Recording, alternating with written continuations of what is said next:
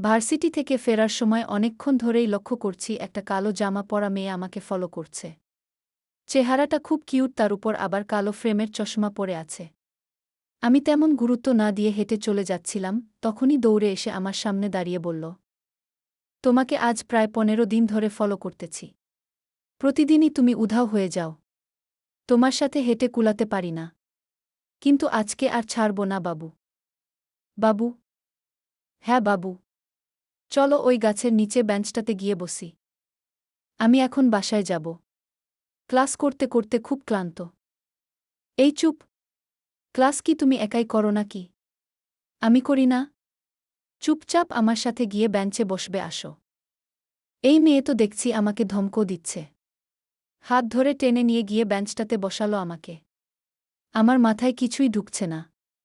কে এই মেয়ে? কোত্থেকে এলো এই মেয়ে? কি হয়েছে এবার একটু বলবেন কাইন্ডলি? আসলে তেমন কিছুই হয়নি। জাস্ট তুমি আমার সাথে প্রেম করবা। আমার চোখ কপালে উঠে গেছে অলরেডি।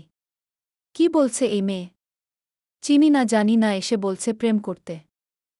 আমি করব না আপনার সাথে প্রেম। আমার কোনো প্রেম ঠেম করার ইচ্ছে নেই। আমি তো তোমার ইচ্ছের কথা জানতে চাইনি। তুমি শুধু প্রেম করবা আমার সাথে, এতটুকুই জানি। আপনার মাথা খারাপ হয়ে গেছে। এই বলে উঠে চলে আসছিলাম, তখন আবার হাত ধরে টান দিয়ে বসিয়ে শুরু করে দিল। শুনো, আমরা 4 বছর প্রেম করব, তারপর বিয়ে। আমি আপনার সাথে প্রেম করতে চাই না। বিয়ের রাতে তুমি আমাকে সারারাত গল্প শোনাবা। কয়টা মেয়ের সাথে লুতুপুতু করেছ সেই গল্প শোনাবা, আর সব শুনে আমি তোমার দাঁত ভেঙে দেব। আরে, তারপর 2 দিন তুমি রেস্ট করবা। বিয়ের পর 2 দিন তো রেস্ট করতেই হয়। দেখেন, 2 দিন শেষ হলে তুমি ভালো একটা চাকরির ইন্টারভিউ দিবা। তারপর চাকরিটা হয়ে গেলে তুমি প্রতিদিন সকালে ঘুম থেকে উঠে নাস্তা বানাবা। শুনুন, নাস্তা বানিয়ে আমাকে ঘুম থেকে ডেকে দিবা। যদি না উঠতে চাই, তাহলে তুমি আমার এই গোলাপের পাপড়ির মতো ঠোঁটে আলতো চুমু দিয়ে আরেকবার ডাক দিবা, দেখবা আমি সাথে সাথে ঘুম থেকে উঠে গেছি।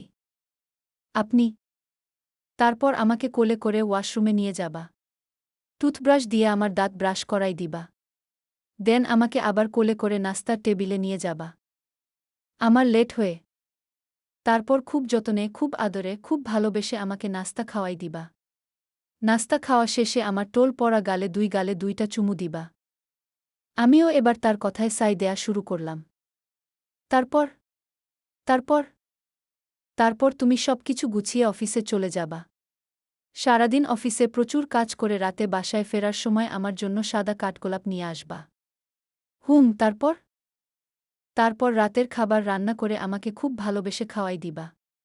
ছুটির দিনগুলোতে ঘরের আনাচে-কানাচে পরিষ্কার করবা। ময়লা জামাকাপড়গুলো ধুয়ে দিবা আর আমাকে শপিং করার জন্য টাকা দিবা। আমি বান্ধবীদের নিয়ে শপিং করতে যাব। তারপর একসাথে সবাই মিলে টিএসসি যাব ঘুরতে। রাতে আমার বান্ধবীদেরকে বাসায় নিয়ে আসব, তুমি তাদের জন্য ভালো করে খাবার রান্না করে রাখবা। কোনো হেরফের যেন না হয়। আচ্ছা, তারপর? তারপর আর কি? এভাবেই সারা জীবন চলবে। আমি শুধু তোমাকে ভালোবাসব। খুব ভালোবেসে সারা রাত জড়িয়ে ধরে ঘুমাব। আরও একটা আবদার করতে ভুলে গেছেন আপনি। কি? কি সেটা বাবু? বিয়ের পর আমিই প্রেগন্যান্ট হব। 10 মাস আমার পেটে বাচ্চাটাকে খুব যতনে রেখে দেব। যখন প্রসব বেদনা উঠবে, তখন আমি প্রসব বেদনায় ছটফট করব। চিৎকার দিয়ে কান্না করব। তারপর আমি নিজেই হসপিটালে চলে যাব এবং খুব ফুটফুটে একটা বাচ্চা প্রসব করব। দেখতে একদম আপনার মতো কিউটের ডিব্বা হবে ইনশাল্লাহ।